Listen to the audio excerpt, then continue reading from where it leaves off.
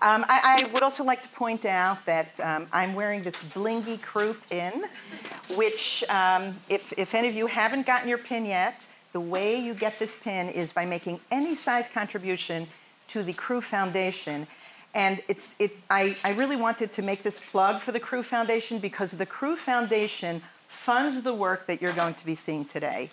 And so you buy this pin, and you have impact on these studies that you're going to see today that result in very important work for Crew and the women of Crew. So that's the end of my advertisements for today, but important. Pardon? Me or Joanne Campanile. Okay.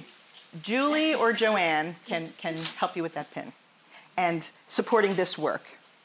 I'd also like to thank my partner in this effort, Linda, who this effort today is a collaboration of the Programs Committee and of the Leadership and Professional Development Committee. And the way this actually came about is some time ago, I think probably last winter, Linda approached me and asked me if I would present to you an overview of the work that is represented in the latest white paper, Closing the Gap. And I was excited to do that for a couple of reasons. First of all, I believe strongly in the work that Crew Network does in putting together these wonderful white papers. But in addition to that, just when about the same time that Linda spoke to me about this, I happened to hear a talk that was given by Andy Kramer. And it was kismet that those two requests came at the same time. The publishing of this report and Linda's request to me and my meeting Andy.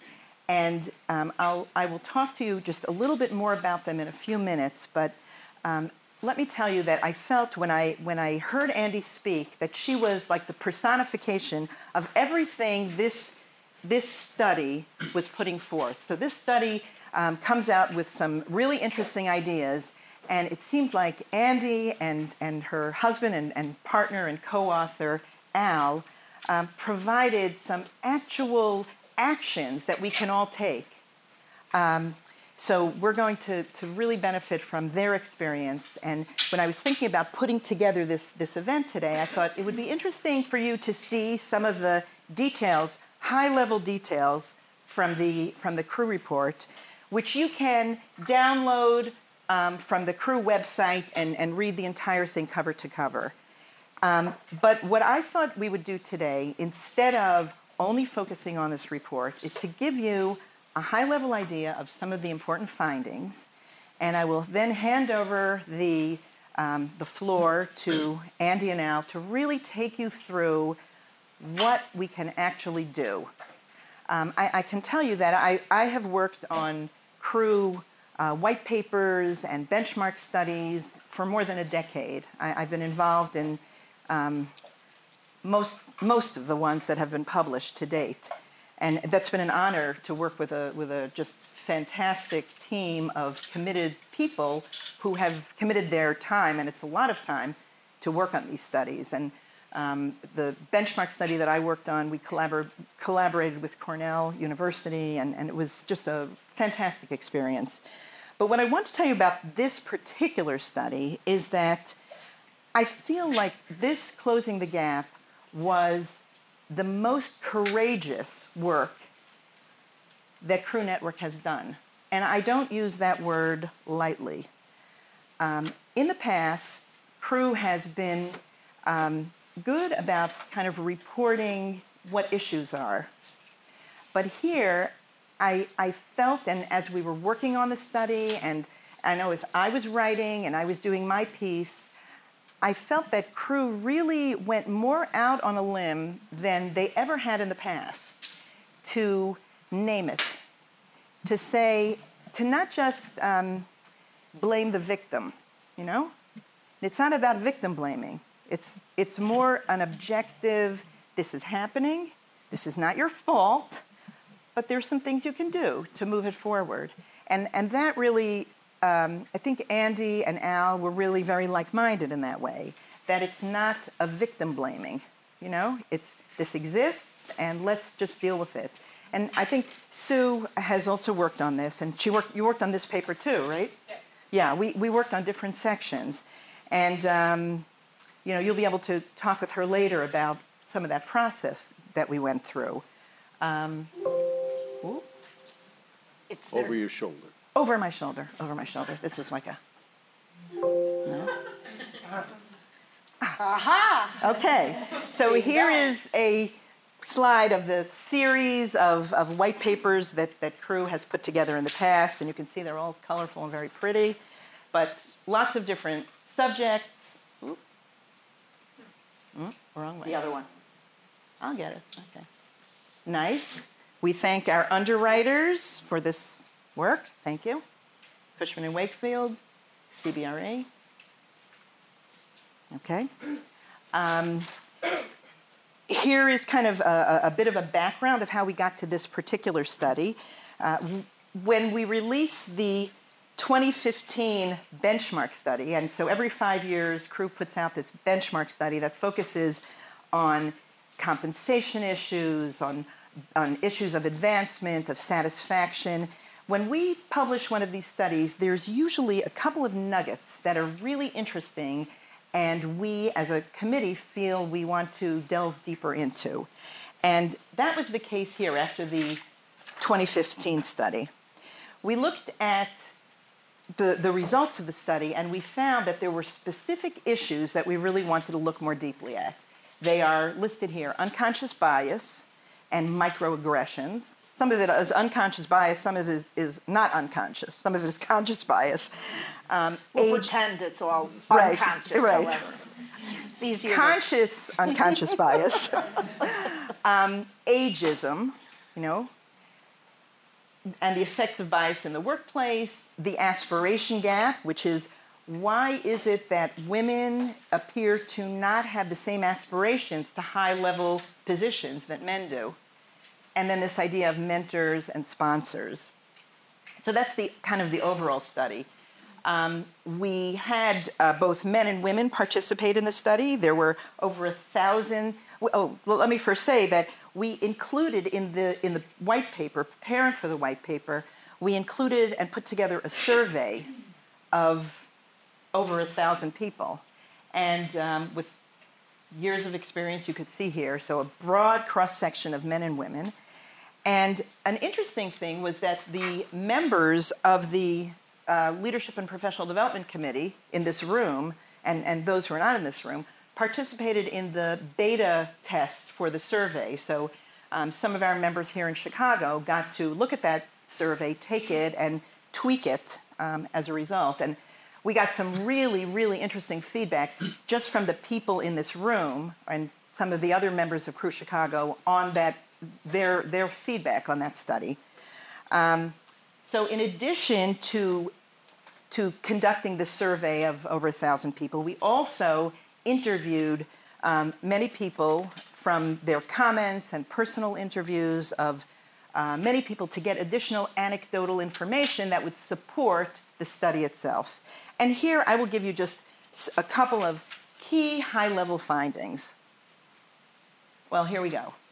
65% of the people in our survey said that they themselves had experienced or had witnessed gender bias in the real estate industry. 65% reported that they had seen it, okay? And 55% said that they'd observed gender bias for women outside the workplace. So that means in hunting trips or golf trips or those kinds of things. So more than half of the people had actually seen it or experienced it, okay? Here's a kicker. 91% said they had not displayed gender bias, okay? So 91% said, it's not me, okay? So not me, someone else, okay? So they had not displayed gender bias against a woman in hiring or in managing the business, okay? So we recognize, even we recognize that there's an issue here with these numbers. So crew came up with many ideas of how to address this, which I'm not going to go into now because we're going to leave that to our wonderful workshop leaders here. You can read more about the aspiration gap in the study. There was why is it that there's a big gap between what women want to achieve and what men want to achieve in the industry, and there was an interesting exploration there of where that's coming from. There's issues here of compensation, of does your employer share compensation information? Very small amount shares compensation information. Does your company have defined pay scales? Also small. And if an employer were to share information on compensation, would that help you? You know? And 61% said yes. So I'm going to skip these take actions because we're going to have a lot of action here. Crew provides some interesting ideas, which I will flip through. Oh, yeah, behind me. Boing. Yeah, right. Okay. And you can, please do download that survey. And we were going to copy them, but I think Linda informed me that it would be $1,000 to give you all color copies of that. So we did not do that. We would have to charge more, right? So, but you can pick them up. So I would now like to take a minute and introduce. We're so fortunate to have Andy and Al both here. I met Andy, as I said. She spoke at the Career Transition Center where I coach, and Andy was so compelling. She talked about breaking through bias, which is the book you will receive today. It's called Breaking Through Bias, Communication Techniques for Women to Succeed at Work by Andrea Kramer and Alton B. And when I heard her speak, I was just so taken by the actions that she suggested. Even though I didn't agree with every single thing, the idea that we can move from a place of being a victim kind of on our back foot to a place of action is a tremendous shift in thinking. And I really felt that I needed to bring Andy and Al to you. And I think as you listen to the ideas that they have, to think about not just keeping it for yourself, but thinking about how we can bring this forward to our organizations and how can we disseminate this information in a powerful way. So Andy and Al are both lawyers. They were partners. They're also partners in life. They're married for over 30 years. They have a daughter, so I think that also gives good reason to want to move this forward. Andy is a partner at McDermott, and I don't know if we have any crew members from McDermott. She's one of us, totally. And she is served on the compensation committee, on the management committee, on very high-level positions. And which group do you head? I headed the gender diversity committee for that. But if you're talking about my day job, your day job, it's the financial products, trading and derivatives. There you go, trading and derivatives. Right. Okay, and Andy, you'll love hearing from her. She's very dynamic and fun and terrific. And Al, who I just met today for the first time, is more than just Andy's husband. She lets me tag along. But Al was the name partner of Ungaretti and Harris, which we made the connection today when I was a senior VP at Rubloff. Al's firm was Rubloff's lawyer, so we have a connection from a few years back.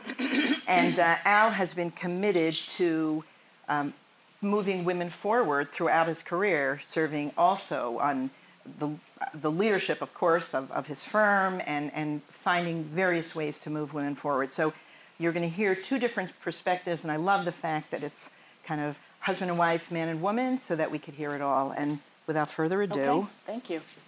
Andy and Al. Thank you very much. Now I have to figure out how to get from one batch of PowerPoints to the other. But while you're doing that, Al and I will at least say hello and... Hello. Hello. I think it's very nice of you ladies to let me come. When we talk before women's groups, I often say I understand how all of you must feel lots of the time to be in the gender minority. So you're going to hear a slightly different perspective on that today. But after that build-up, I hope we don't let you down. Absolutely. And what I thought I would do is set the stage just a little bit more, which is in front of your seats, you should have all have a copy of some discussion scenarios that we're going to go through and an article, Goldilocks Dilemma. And then, as Sharon said, then you get a book as well. So and stay around at the end. We'll be happy to stay and sign those books if you those want of us you to. that It'll make it a lot more valuable someday. We're sure of that. And so that's sort of the procedure, because as soon as we go through these PowerPoints, which we're going to try to do fairly quickly, what we want to do then is turn to the scenarios.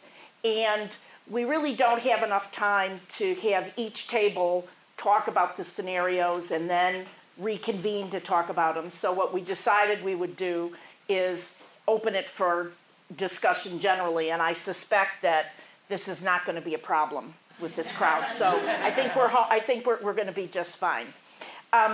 Sharon said something really interesting, which is one of the complaints, questions, or why did you do this? When we are talking about our book, which is, if we're talking about bias and we're providing communication techniques for women to succeed at work, why are we speaking to the women? Okay? We talk to ourselves about this all the time, and nothing gets done. And so part of it is that we don't have to wait for the world to be fair. Because if we waited for all of our organizations to wake up and say, we're really biased and we need to fix this, none of us are still going to be working, I can assure you. So what can we do today in a gender-biased workplace? So we're not saying that women need to be different, that we have to change who we are, that we have to be different from our authentic selves, and we'll talk about that a little. But what we are saying is that just like when you wake up in the morning and you go to your closet and you say, I'm going to an important meeting or I'm going to the beach, you pull something out of the closet that's a little bit different. That's really what communication techniques are all about. And so that's really what we're going to focus on today. And so with that, I give Al, if he'll take it, the elephant in the room. I thought the statistics from the Crew White paper were very interesting. But the elephant is up there as a hint as to what's behind them. Why is it that the biases that we're all aware of exist? And I got to talk about how those biases get manifested. They get manifested in all kinds of different ways that all of you are quite aware of. But why is it? What is it that gives rise to these biases? Because, as the slide said, 91% of people are certain, dead certain, that they're not biased. And if you ask them whether their organizations are biased, they're going to say, no, our organizations aren't biased. They're pure meritocracies. How can that possibly be? Where's the disconnect? Well, the disconnect is that we live with stereotypes. We grow up with stereotypes. Our society fosters stereotypes. Our media fills us with stereotypes. Well, what are stereotypes? Stereotypes are, go to the next slide. One? Sure. Stereotypes are like this optical illusion. Most of you have probably seen it. Which line is longer? We are certain Our eyes tell us that the bottom line is longer. No matter whether we know that they're not, go to the next slide. They aren't. But we can't avoid thinking that that bottom line is longer. That's what a stereotype is.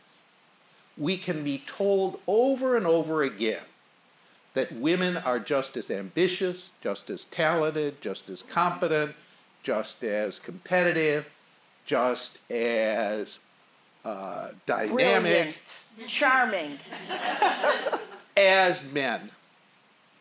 But our brains know that men and women are different.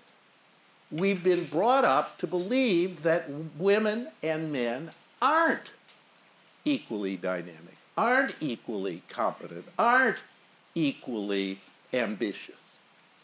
And this illusion keeps getting in our way.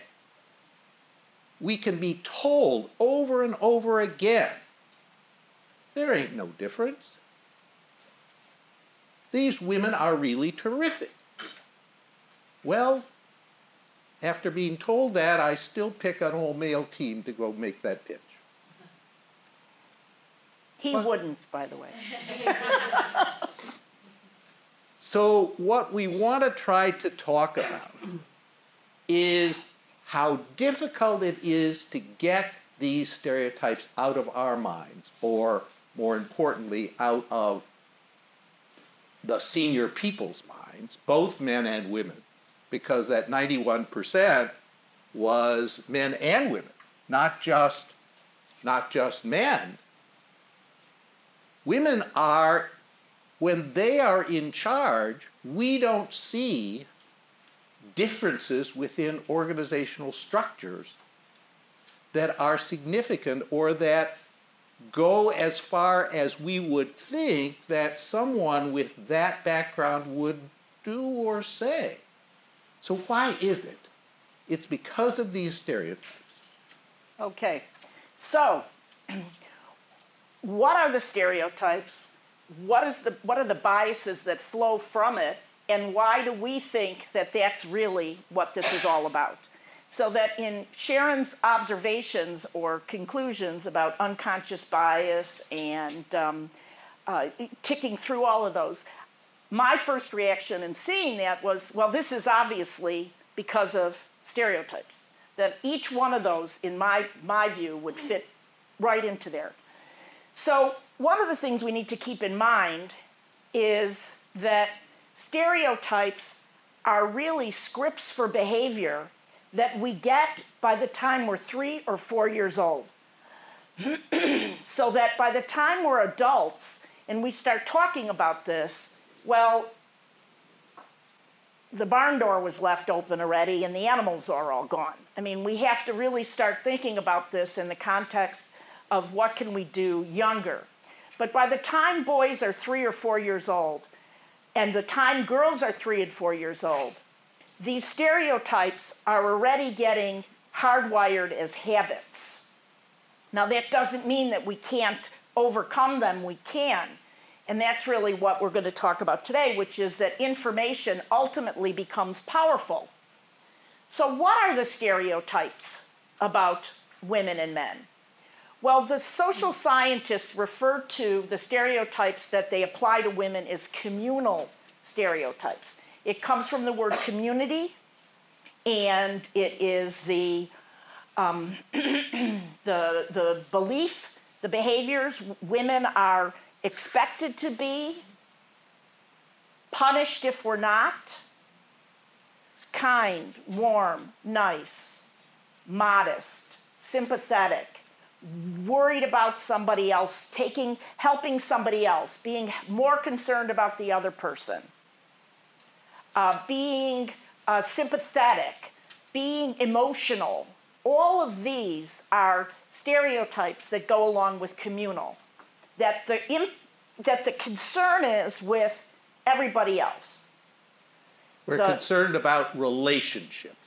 You hear that all the time. Absolutely. Women are concerned about relationships. Men are concerned about getting the getting job done. ahead. Whatever. Absolutely. So if we think about that for a minute, that's the stereotype. Women are expected to be punished if we're not. Let's go to what the stereotypes are about men. And the reason that we're not calling these male stereotypes and female stereotypes is because the reality is that everybody, all people have all of these characteristics, and it would basically look like a bell curve. So that the women and men all have the same characteristics. It's just that the bell curve, there's going to be men that are more communal than any one of us in this room. And there's going to be women who are more agentic than any one of the men in the room. So what are the agentic stereotypes? Although we only have 2 men in here, so I guess we're home free on that one. In a normal room, where we normally are. Okay, so what's an agentic stereotype?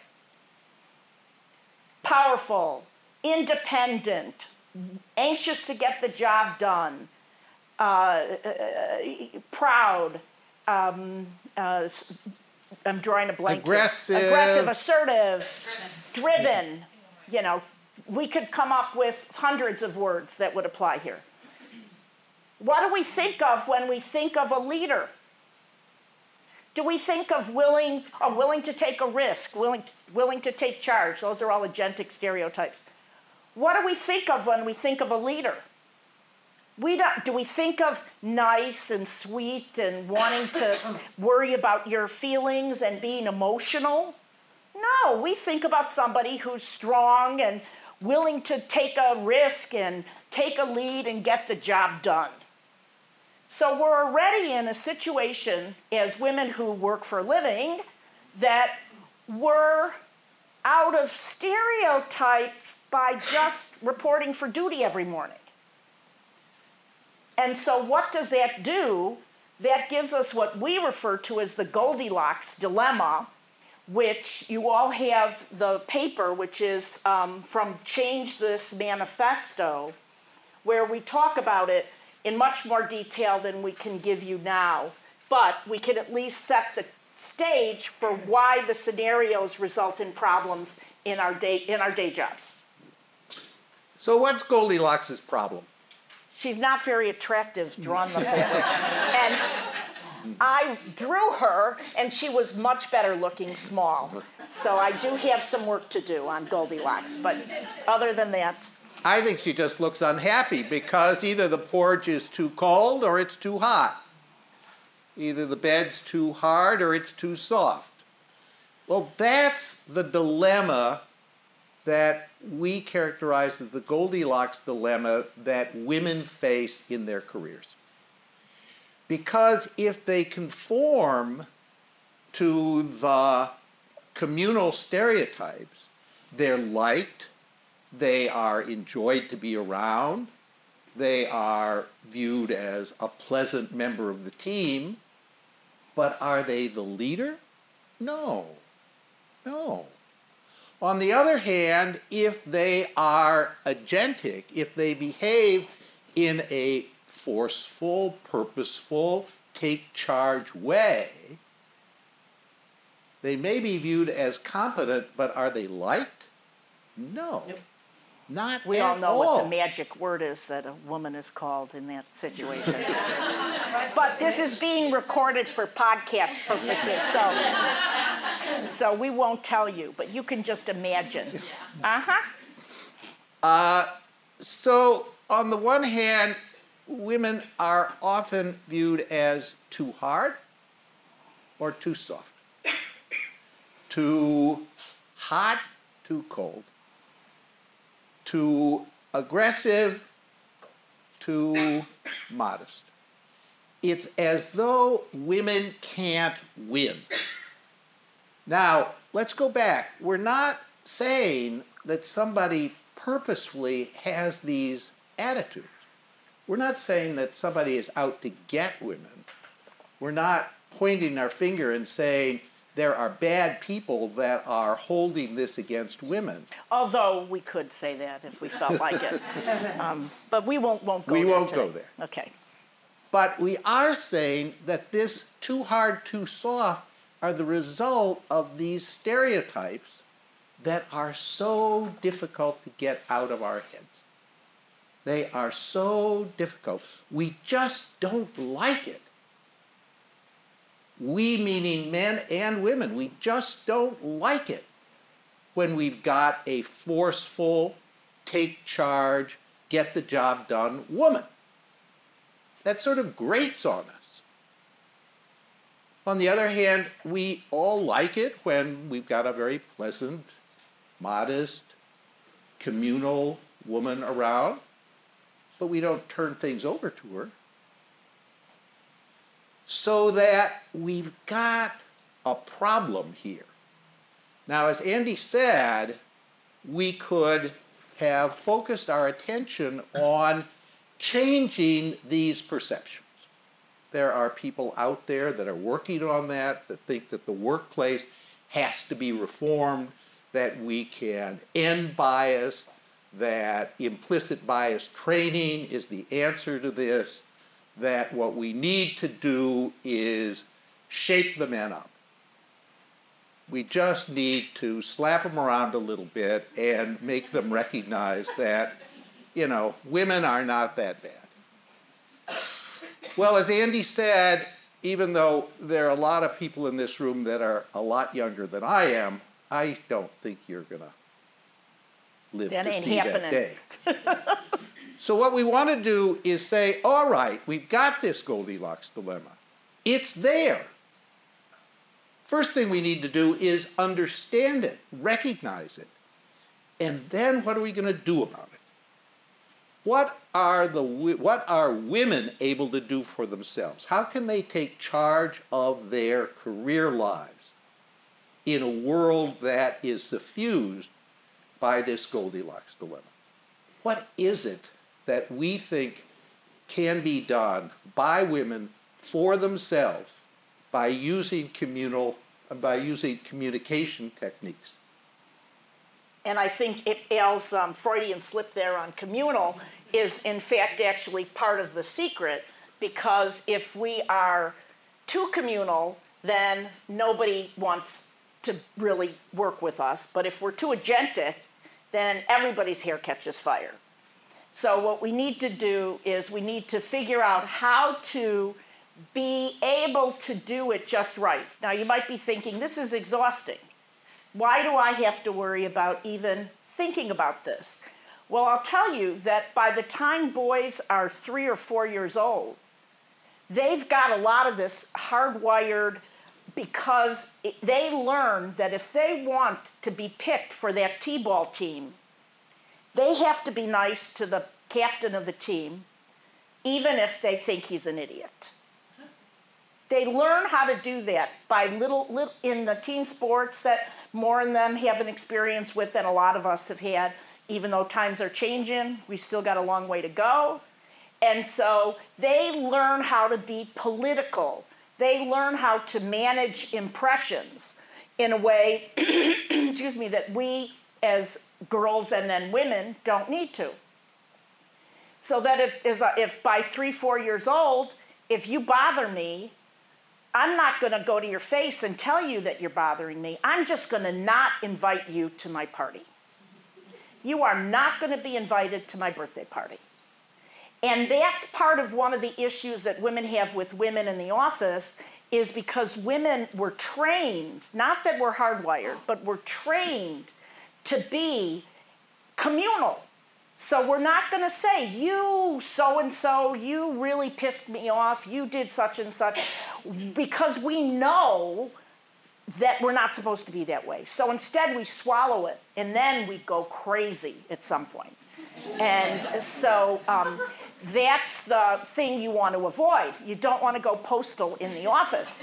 So how can we close this gap without saying, I am who I am, take me the way I am, and if you don't like it, tough on you? How can we get ahead? And there's a couple of different pieces with this. One is what the social scientists call impression management, and then we go to the actual communication techniques. And I used as the illustration going to your closet in the morning and saying, okay, today I'm going to the beach. Or today I'm going to a black tie. We put something else on. And so impression management means that what we have to do is we're thinking about what our objective is at all times. You want to close that deal. You want to get on that important project. You want to be sure that you get paid what you deserve. Those are your objectives. How can you, in a gender-biased workplace, how can you accomplish what it is that you want? And it involves not just thinking about what you want, but realizing that if 91% of the people said that they've never done a biased thing in their lives, those are the people you're dealing with. So how can you deal with them? Do you want to say anything about impression management before I move on? Well, one thing about impression management, Andy mentioned that it comes naturally to boys. I don't know naturally, but the boys they're do trained it. to do it. The boys do it. The boys are better fakers than women are. We just have to fake it. They just are. And women, when we talk about impression management, when we talk about putting on different clothing depending on what you're doing, which means adopting a different communication style depending on the situation you're in, we often get a reaction from women, never from men, but from women, saying, I am who I am. I can't be, if I did that, I'd be a phony. I need to be authentic. Well, if there is one word that I think is holding women back, it is this notion that authenticity is all important. We are all multiple different things. There is no one thing that we are. I don't have a single, I am one way and that's who I am. No. Andy tells a story in the book about counseling a woman who was regarded as a sloppy thinker, and Andy had only talked to her on the phone. And she thought she was a very coherent, logical thinker. When she met her, finally, she couldn't tell whether she was in sweat clothes or pajamas. And so, simple advice, she said, you're going to this important meeting, why don't you go to the department store, go to the personal shopper, and tell her you want to dress like a banker. Woman did, and the story ends very happily. But the point of the story is not that Andy was able to turn this woman's career around by telling her to dress like a banker. It was that when she first told this story to a group of women, she was roundly criticized because she had told this woman not to be authentic. Of course, they didn't tell me directly because that would have been non-communal. So I did have to learn it the hard way, but yes. By dressing differently, they thought that Andy had suffocated her authentic self that was being expressed in her dress. In her PJs. Nonsense. She didn't change who she was. She went to her closet and she put on a different outfit. We can all do that. We can all be more agentic or more communal, depending on the nature of the situation. And so that leads us to how do we close the gap, acknowledging that impression management is not telling you that you can't be who you are, but just understanding what the impression is that we're giving somebody. I've had situations where I'm talking to somebody and I'm articulate and I know exactly what I want them to do, and there's no explanation for why they don't do it, and it's clear they don't hear me. So what do I do in that situation? I can't slap them around and say, are you conscious? Hello, is there anybody home? You can't do this stuff. So what I have to do is you have to step back and you have to say, what's going on? Well, it might be, sometimes, very often it is, that They don't really want me to tell them what they have to do. They want me to somehow give them the information that they need to decide that they're going to do what they want to do, which I know is what I want them to do. So how am I going to do that? Well, if I'm too communal, as Al said, if I'm too odd shucks, maybe you might want to think about considering this topic. By the time I actually tell them that E equals MC squared, they're unconscious. They have given up on me. They have no interest in hearing what I have to say. So that's one of the things, the verbal stuff that women do. We do things like that because we don't want to appear too in your face. Because we know that if we're too in your face, we're going to get punished. We don't know why necessarily unless we understand how the stereotypes and the biases work, but we're not stupid, and we know how we've been treated if we go a little bit too much that way. So we have to think about how can we do this? Well, one thing that women tend to do is we'll tend to say, I'm sorry. You trip me. I fall down, I skin my knee, and as I'm crawling to get up, I say, I'm sorry. Okay? Have you ever seen that? Yeah. You know, a woman told me that when she was 12 or 13 years old, she went to work with her dad, a big day, and she's walking with him, and some guy walks right into her, knocks her down. She hits the ground. She says, I'm sorry. Her father yanks her up, pulls her, dusts her off, and as he's dusting her off, says, don't you ever say, I'm sorry, when you didn't do anything wrong. Now, most of us don't have dads like that, but she taught her a very important lesson, which is if we're always saying, I'm sorry, and guys would rather cut off their feet than say, I'm sorry, then what we're up against is we obviously must have been the one who screwed up the project. We must have been the one that didn't contribute to it. If we're always willing to take the blame, I can assure you we're going to take the blame.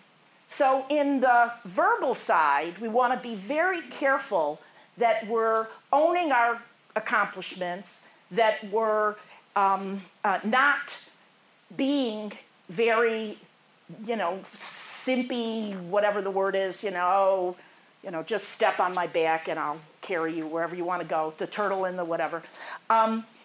We have to think about that. Well, what about in nonverbal? Let me make one other verbal point.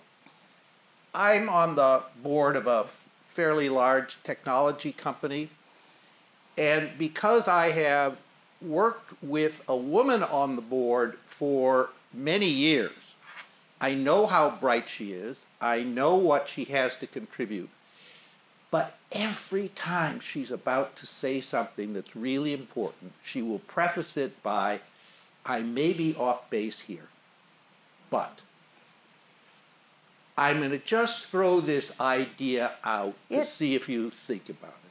I may not know what I'm talking about, but women undercut their own credibility constantly. Constantly. So we need to break that habit as well as the I'm sorry habit. Very good point. And then let's talk about nonverbal before we go to the scenarios. How many of you walk into a meeting and sit down, and as the room fills and the table fills, mostly with men, who is it who worries about making sure there's a seat for the last person who comes in? You think it's one of the guys? No way. They could have their coat on a second chair, and they're not moving their chair until the guy comes up to them and says, okay, bud, I'm taking that seat, right? We're so worried about accommodating other people. Well, that's a problem, because in a setting, in a meeting, and a lot of the interactions that you all do are face-to-face.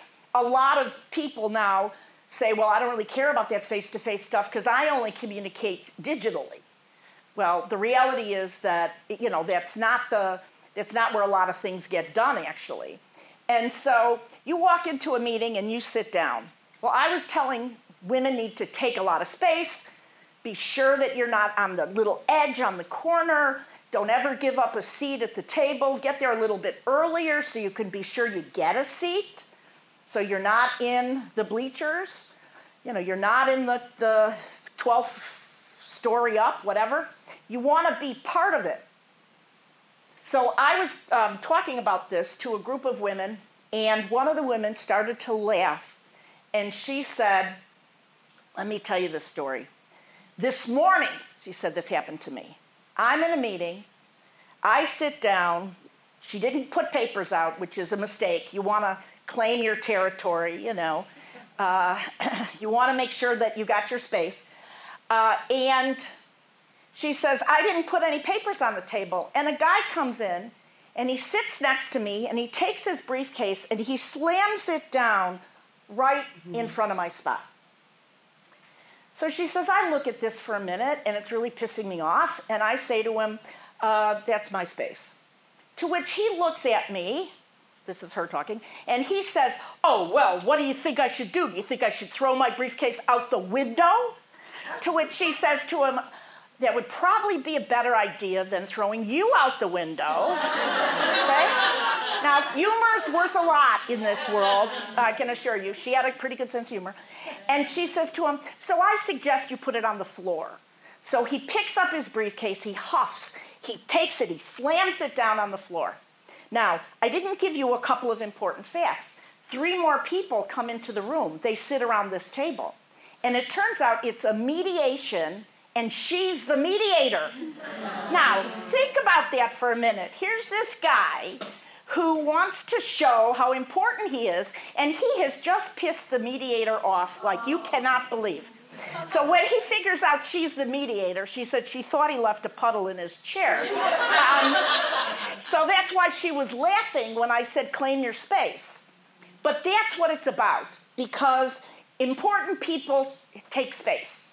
Well, a lot of women are tiny compared to the men.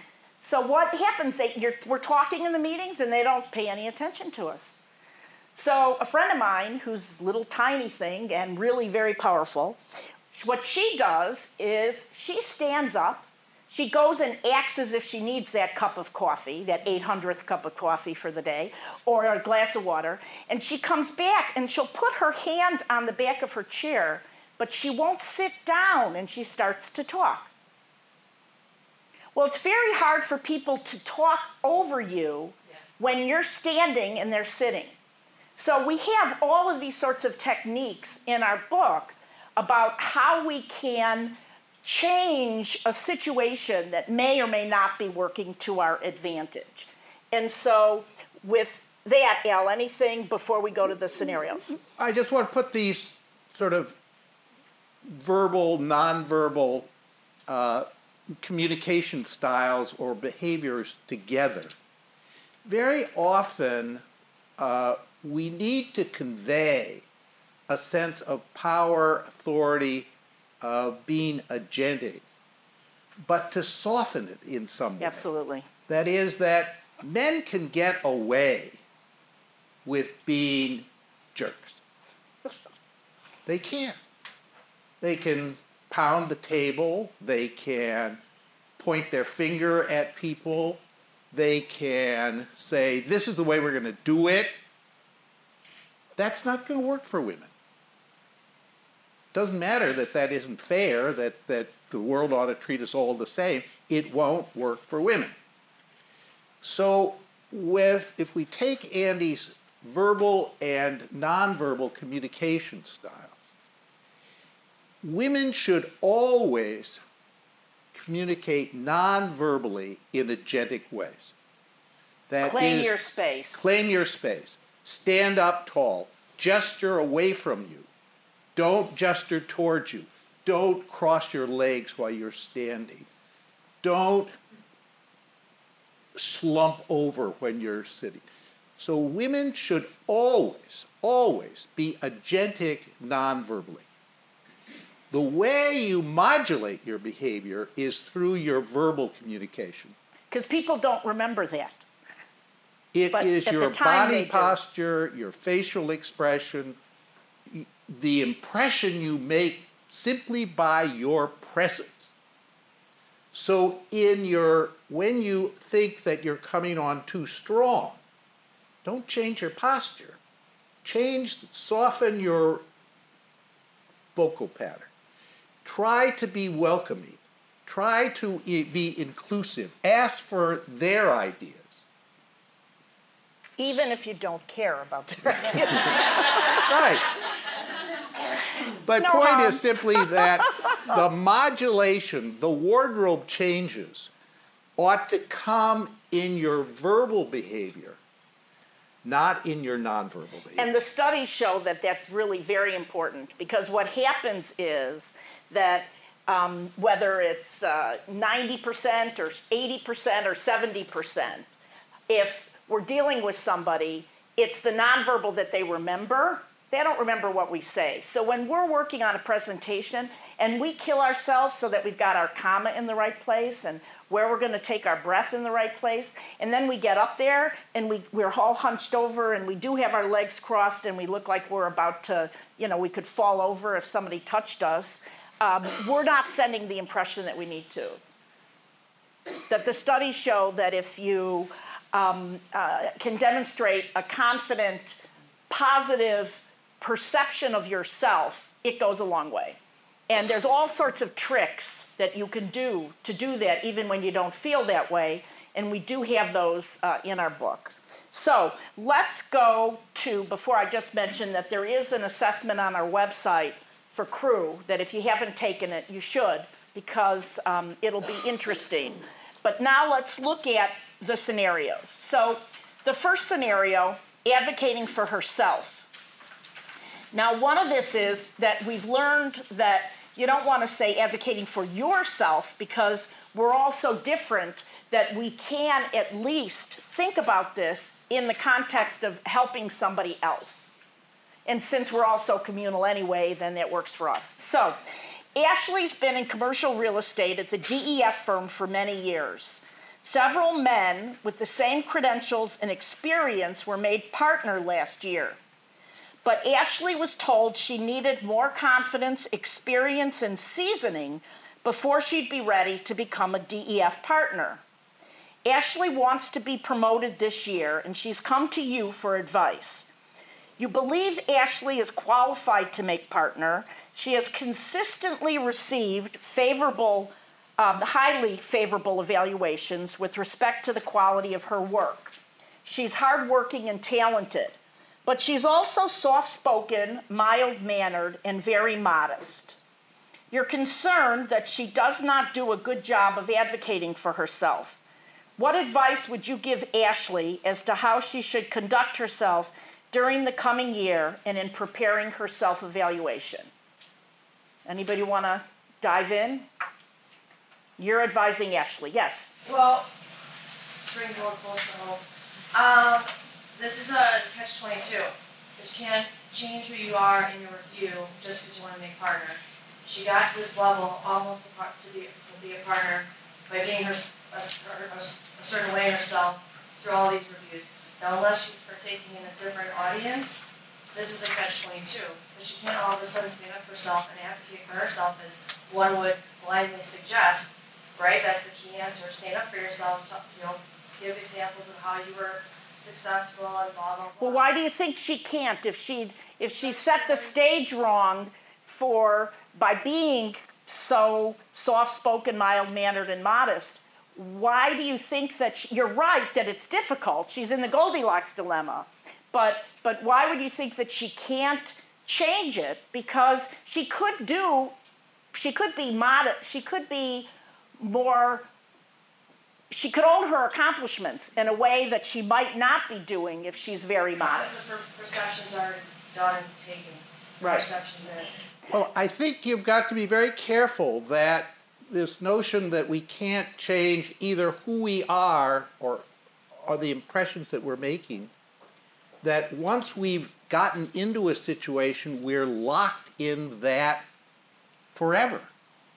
That just simply isn't true. We know people all of the time that we talk about look how that person has grown in the job.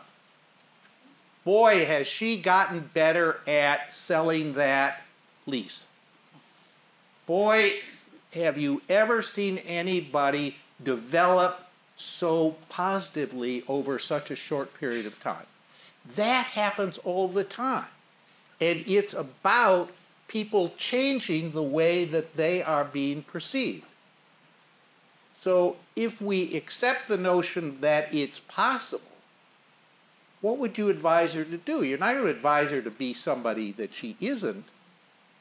Yes? I would advise her to find allies within the company who will advocate on her behalf and perhaps say things either that she doesn't feel comfortable saying on her own or in a way that is different than the way that she would say it so that others might hear it differently. So one of the important parts of this is we're not an island by ourselves, that there are things that we can do. And there are going to be other people who, if she's gotten these highly favorable evaluations with respect to the quality of her work before, she needs to be visiting with those people and talking to them and telling them that she would like to be considered for partner. What does she need to do to be considered for partner? And I can tell you that I have this conversation with women all of the time, and they look at me like I'm crazy and say, well, of course I want to be considered for partner. And I'm like, well, go tell them. And when she goes and says, I would like to be considered for partner, 91% of the time, somebody says to her, I didn't know that. You mean you want to be a partner? You want to work that hard? You want to work that hard? You want to travel? You want to have to work on evenings? You're a mom. How could you want to do this stuff? You say, yes, I want to do this. And they're like, oh, okay. But people don't know what our own expectations or aspirations are for our own career. So meeting with and starting to do that is a very important part. So in addition to thinking about what Ashley can do for herself, what can other people do to help Ashley becomes very important. And yes, Sharon. Working on issues of executive presence is something that women have to do often, and figuring out what she's going to do for herself in order to be, not to say, okay, I've been soft-spoken and dominated in the past. It's not going to work for me going forward. And she has to admit that to herself. She's not going to go and say, that old Ashley's gone. And how to incorporate that, and I love that idea of you can still be authentic. And I do think that there's this idea of authenticity that is important to women. We can acknowledge that. But we can be authentic and still change certain things about how we show up to work. Right. And hopefully we can continue to change always. Never stop. Adult development never ends. But this idea of taking stock, okay, and what do I have to do to improve my executive presence in order to qualify me for this role?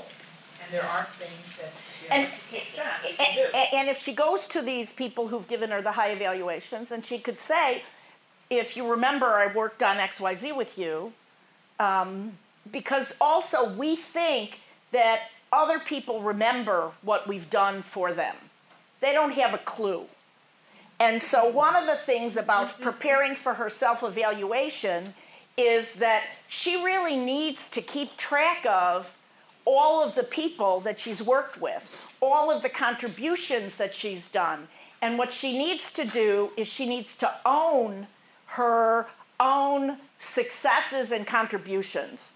Because I'll tell you that the way that I started to talk about gender communication issues was when I was on my law firm's management committee. I was then put on our compensation committee. And our compensation committee was then 5 management committee partners who set the compensation for 1,100 lawyers. And what I thought was, oh, God, this is a lot.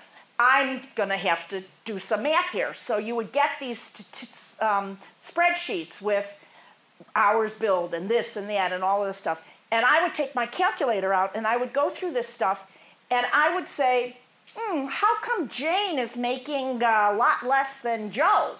Oh, I never noticed that. How come Sarah is making a lot less than Steve? I never saw that. So that was one side of it, which is to get people aware of the distinction. But the other thing was that within minutes, I could, this is written by man, woman, woman, woman, man, woman. I could throw them in piles without ever looking at the name. Well, why? How could I do that? Well, what would happen is a woman would write her self-evaluation. I was on the ABC team. The team consisted of so-and-so, so-and-so, and so-and-so. We saved the client $100 million. What do you think the guy who did what she told him to do said in his self-evaluation? I climbed to the top of the Empire State Building. I circled around. I saw that if I went down the east side, I could rescue 19 damsels in distress. I did that. I saved the client $500 million. Well, who do you think makes more money in that situation? So we have to own our own accomplishments. So that's basically part of it. Yes? How do you balance that with the punishment aspect? The punishment aspect is that the balance that with the too agentic and their hair catches fire and it's like the Wile E. Coyote from those old cartoons where the anvil falls and smashes you down flat. How you do that, you remember that one? Yes. Do you remember? Of course, he would then go back to his old form. Of course, that doesn't happen with the rest of us. But the way that you balance it is you tell the truth. Women have to prove everything they say in a self-evaluation. Men don't. Men are assumed, because of the stereotypes and the biases, they're assumed to have what it takes. Women are assumed to not have what it takes. So I'll give you an example. I worked with a woman on her Why I Should Be Promoted memo. And part of the process was that she needed to take it to the head of her office so that her office head would be on board.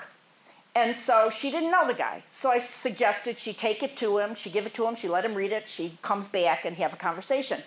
She walked into his office and he said to her, looking up over those half glass things, you know, when you're half readers, and he looks up over the top at her and he says, "Don't you think you should be more modest?" And her first reaction was, "Well, I worked on it with Andy." So then he's like, oh. So then she realized that was the wrong answer. So she then said to him, "And I can prove every word in it. Where do you want to start? Why don't we start at the beginning?" And by the time she was finished with the first 2 paragraphs, he said, "This is fine. I wouldn't change it a word." But he assumed that she was making this stuff up until she explained to him what she had done. And that's really what we're up against.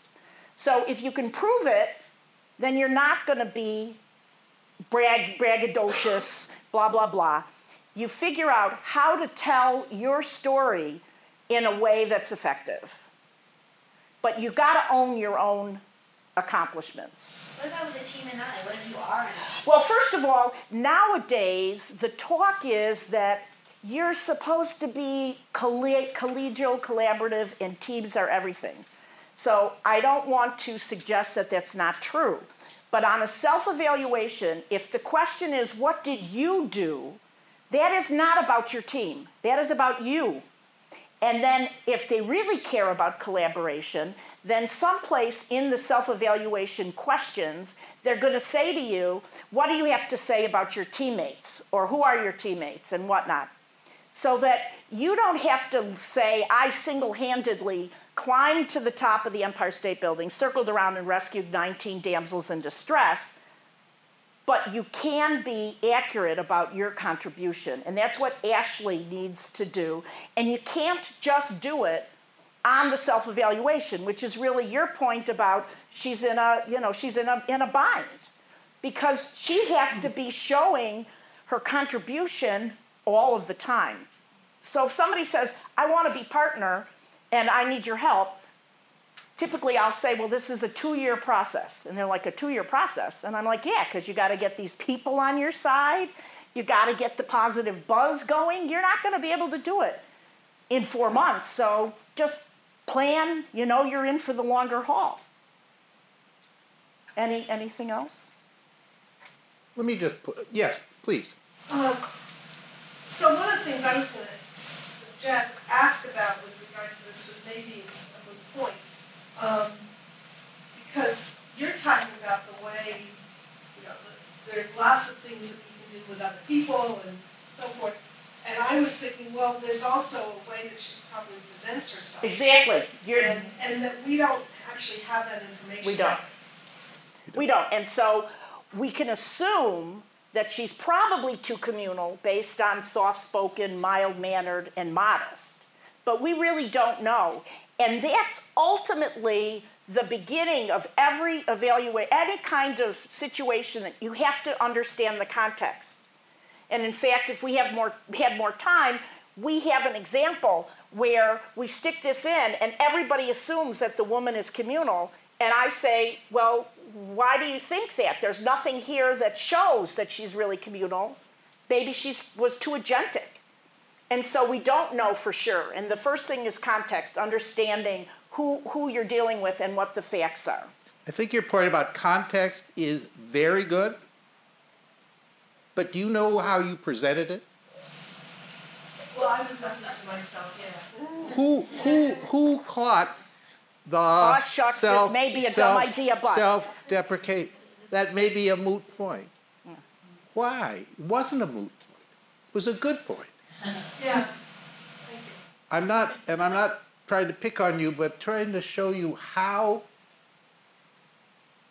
natural that self-depreciation comes about.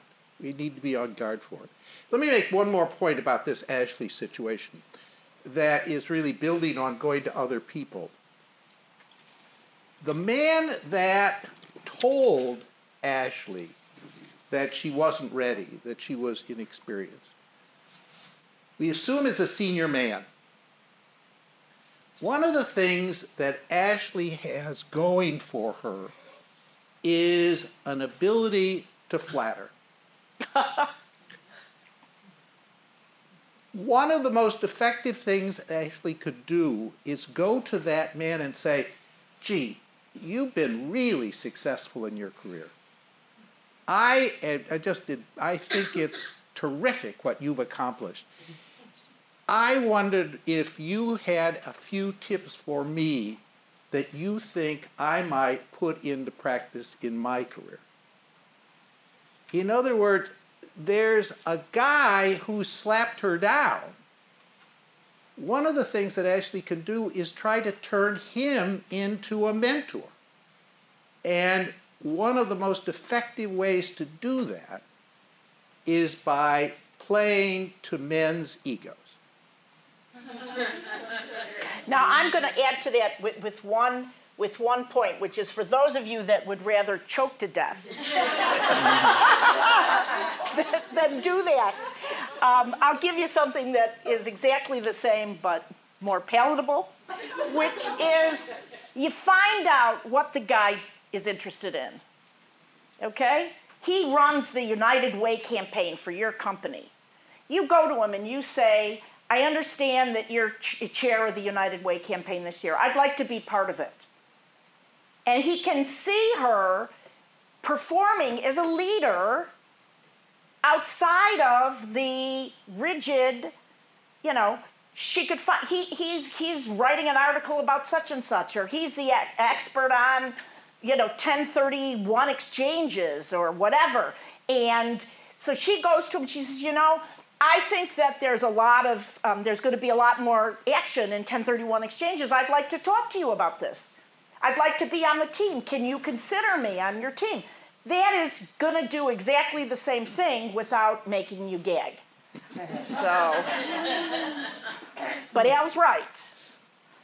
Okay, anything else on poor Ashley before we go to too aggressive? Yes? What has helped me in the past is I would write a list of what values I bring to the Exactly. company, what values I bring to the team. Mm-hmm. Because many times I wouldn't see it. I would do so much, and I would think, oh, I've done nothing. So you have to own your own accomplishments, and the way to do it, as you suggested, is to write it down, because you're not going to remember them.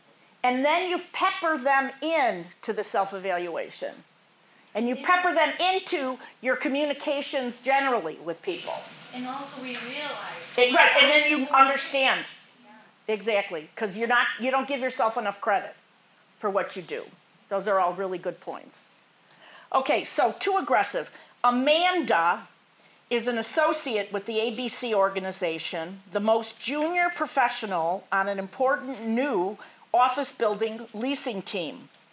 In her annual evaluation, Amanda was complimented on the quality of her work, but criticized for being overly aggressive. The head of her team told her she makes the other team members uncomfortable with her direct, forceful, and assertive way of presenting her ideas. He urged her to be more modest and less forceful. Amanda's come to you for advice about what she should do. She tells you that of the 6 members on the team, she is the only woman.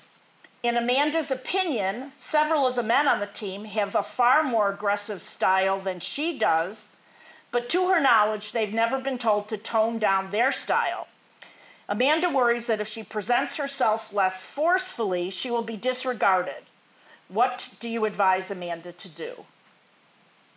Anybody want to take that one? Yes. So I have this problem at work. Yes, so you are Amanda. And Amanda. Okay. So what was, I'm also an East Coaster, so I have like the East Coast attitude out here in the Midwest. That's another stereotype and bias that you have to deal with. And so I was told that I needed to make more small talk. So now at the beginning of every meeting, I get there 5 minutes early, and I ask people about what they did over the weekend, and I talk about the weather. Absolutely. Absolutely. You are a smart cookie. That's And is exactly right. is that working for you? It's been effective so far. Yes. It will be. Yes. On that note, I watch the sport. I have to preface anything with you. Yes. I watch and listen to the sports. Keep in tune with who's winning, who's losing, who's not. To play into that same small talk. Right. You know, it's the Bears at Jake Cutler, man. Yeah. See, impression management. In fact, Al used to have to read the paper when you have to do it on the paper instead of checking your email before you would meet with people, because he didn't give a hoot about the sports and he needed to be sure he knew something about it. So, yes. I was going to say, so this happens when you're in a group with men, but also when you're in a group with women. Absolutely. Because women have the same stereotypes as men. Yeah, so in groups with other women, sometimes I get the same thing, like, maybe you need to tone it down a little, and it's like, what do you mean tone it down? We got a goal, we have, so I need to be mindful of playing, both sides, and yeah, absolutely. And you made an important point, which is it's not just the men that hold stereotypes, it's the girls and the women that hold them too. Because by the time, when a baby's, it's just staggering that when a baby's born, is it a boy or a girl? They don't say, is the mother still alive? They don't say, how is she doing? It's like, well, what do you have, So when they say it's a boy, they start flipping him up in the air. And they say it's a girl, and they start singing to it or coddling it. And by the time in grade school, the teachers will say, I'm only calling on kids who raise their hands. Yet if a boy calls out an answer, probably 91% of the time, the teacher will accept it. But if a girl calls out the answer, the teacher will stop and yell at the kid and say, I told you to raise your hand. So we're trained to think, they think they're doing you a favor. And women are the biggest police officers and enforcers of stereotypes. In fact, more so than men sometimes. Yes? So, in a negotiation situation, if there's a point, sometimes I'll use humor. Yeah, humor's great. To help, and I'll play on the, I'll even say, I'm having a blonde moment. And I'll say, in the sidewalk. All those blondes. Okay. Every stereotype. Right. No offense given. But I'll say, well, you said you were taking out the 30-day irrevocable offer. Can you show me where that is in the document? And they'd say, oh, well, in the first paragraph it says this. And then I'd say, well, but on the 5th page, in the such and such, doesn't that negate it? And the guy says, you got me. Yeah, exactly. So I found that humor can be helpful. Right. Now that's an important. Now, why is humor so important? We have a couple of sections in our book about humor. Why is humor so important? Because men have this thing about saving face that women don't have as much of. So that if you say to him, you left it in and I'm not, I wasn't born yesterday, and take it out, now all of a sudden he's got his back up and he's going to find a way to hurt you. But if instead you use humor, you make a joke about it, you do, oh shucks, maybe I'm having a senior moment or a something moment so that the blondes don't have to beat you up on the way out. Something that will allow you to get what you want. Because the whole purpose is you want to accomplish something. And if the other person is going to be irritated by you or think you're a pain in the butt, then miraculously they're not going to work as hard to accommodate you. Yes? Isn't that a bit of qualifying, though? Like how she was like, doesn't it go to a point? Isn't that doing a very similar thing?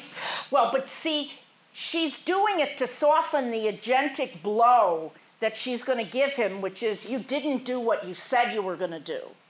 Okay? So that what she was doing in that situation is she's balancing what does she want to accomplish. She wants that clause out. He promised that it was going to be out. It's not out.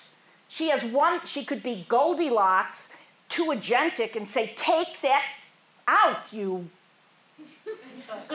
And he's going to say, well, He'll puff up and he'll start fighting with her it doesn't say that. She doesn't even know what she's talking about. It doesn't counteract this and doesn't do this. And now you got 4 hours or 5 hours or 5 days fighting about it. Instead, she used what Al had suggested, which is she maintained her confidence and her presence, but she gave him a way to save face by saying to him, I may be having a blonde moment here, or I'm, senior moment, or a whatever moment, oh shucks, maybe I didn't learn how to read in 3rd grade, but whatever it is, in a way that doesn't piss him off. So that's the trick. But you're right, you balance a little, you have to balance it. Well, yes. On the other hand, if you're, I can play they can underestimate you once, and it's a great card to play, but you can only play it once. That's right. Because after that, the gig is up, and they know. Right. That you know. So then it's got to be, maybe I read this wrong, but. So that's when you use that. But not the first, it's only when you've got the credibility that they know what's going on. I've used that successfully. Uh-huh. However, because I have a goal, and I want to achieve my goal, whether it's meeting with the loan officer or at work or whatever. Whenever I deal with someone that is not as educated as I am or doesn't understand the end goal or whatever, I have a goal. To achieve that goal, I will do whatever I need to do to achieve that goal. And I was recently taken aside by someone outside the situation who heard the conversation and said, how do you phrase it? Something effective. I basically was minimizing myself as a person by acting that way. But by acting which way? You were too kind and nice, or you were too, I was a little self-depreciating, okay. a little humorous, right? But a little self-depreciating, but pointed with exactly what I wanted. But I phrased it more as questions than statements, but I knew the right questions to ask because I knew what answers I wanted. But the perception outside, if someone's watching me have that discussion. Right. So now I'm like, now I don't know what to do. Well, you were fine before. They weren't in the moment with you. And if you get what you want, next time somebody says that to you, say, I've tried it both ways. I've tried, you give me X or I'll rip your head off. And a little self-deprecating, oh shucks, maybe you could do this for me, and I win. As long as I get what I want, I'm winning. And they're not in the moment with you, and they don't see what the results are. So you could have come across that way. And again, they thought they're doing you a favor because they're thinking, oh my goodness gracious, here's this talented woman and she's, you know, giving the store away. But the reality is if you get what you want, you keep at it. Why don't we go to the Go last ahead. scenario? The We've last only got- scenario, what was the name? We did Amanda with some, with a mom whose daughter's name was Amanda.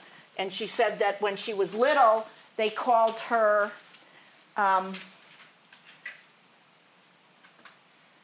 Demanda and Commanda. When she was an adult, they started calling her Commanda. So, okay, now we only have like 5 minutes left. So, the motherhood penalty. After 5 very successful years at XYZ Realty, Stephanie had her first child, returned to work full-time after a company-authorized maternity leave. Stephanie's finding her situation at XYZ has changed in subtle and not so subtle ways. Before her leave, she was on the fast track with a string of high-profile projects, many involving substantial time commitments and extensive travel. Now she's getting only routine assignments with little visibility or pressure. When Stephanie told her supervisors she would like more challenging assignments, they seemed surprised, but they have done nothing to change her workflow. Stephanie's also aware that several of the people in her group are critical of her for not spending more time with her child. Stephanie's come to you for advice. She tells you she's fully committed to her career at XYZ. What do you advise Stephanie? This is another one of those Goldilocks binds, which is somehow moms are supposed to be available for their kids 24/7, and if she's not, she's a bad mom. But then if she's committed to her career, then she's got to be a bad, but if she's worried about her kids, then obviously she can't care about her career. So it's the same thing that we have to deal with. Al, you want to take this one for the next? Well, I gave him 4 guessing- minutes. Sorry. No problem. I'm guessing there are a lot of moms in this room. What do you think? Go to a different company.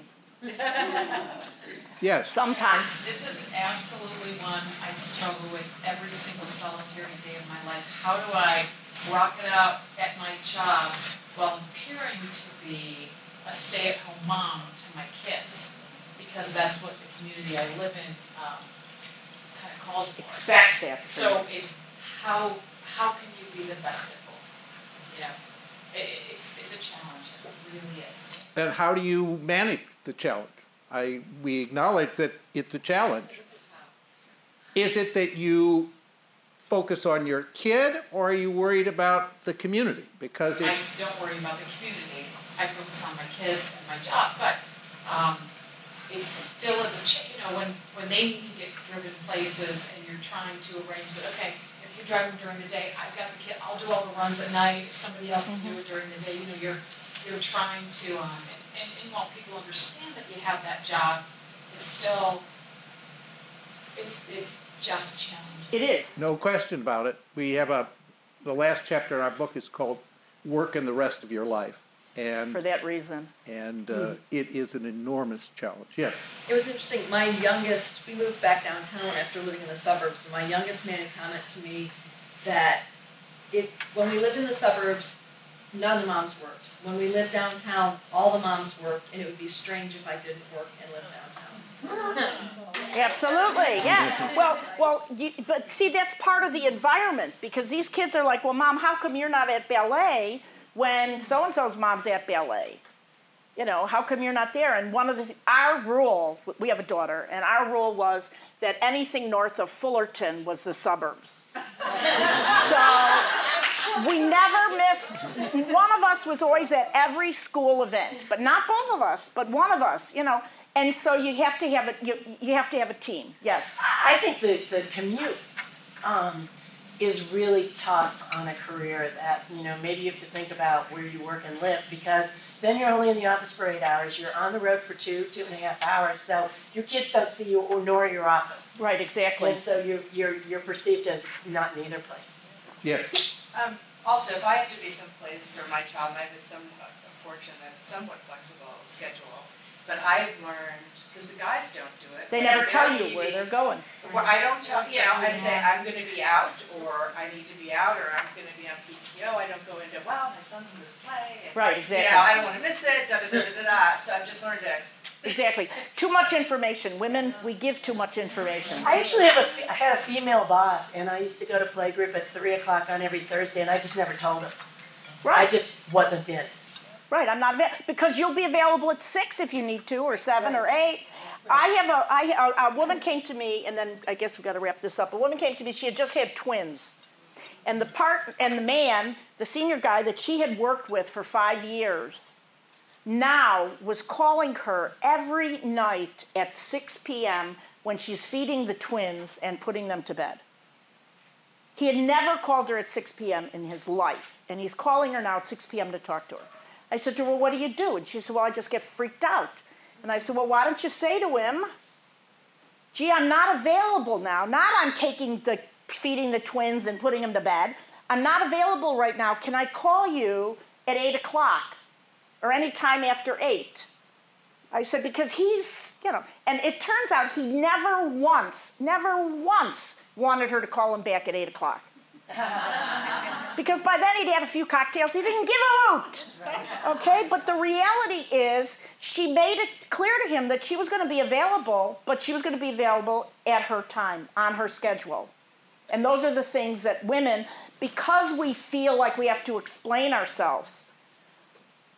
I mean, I've had situations where people joke that a woman will go, my work is slow and I really ought to, you really ought to take my comp away. And the guy's like had a heart attack and he hasn't been in the office for 6 months. Nobody knows because he doesn't tell anybody. So One final point about this motherhood stuff. Keep in mind and keep telling yourself that because you're working, your kids are better off. The studies all show that boys and girls raised by working women, I don't mean that have to go on an assembly line, but that have careers, those kids turn out better. Thank you very much. thank you. To Andy and Al, thank you so much. Please, Andy and Al will be sitting over there to sign the books on the way out. Again, thank you to Zeller, thank you to Linda, and to the program manager. And thanks for having us.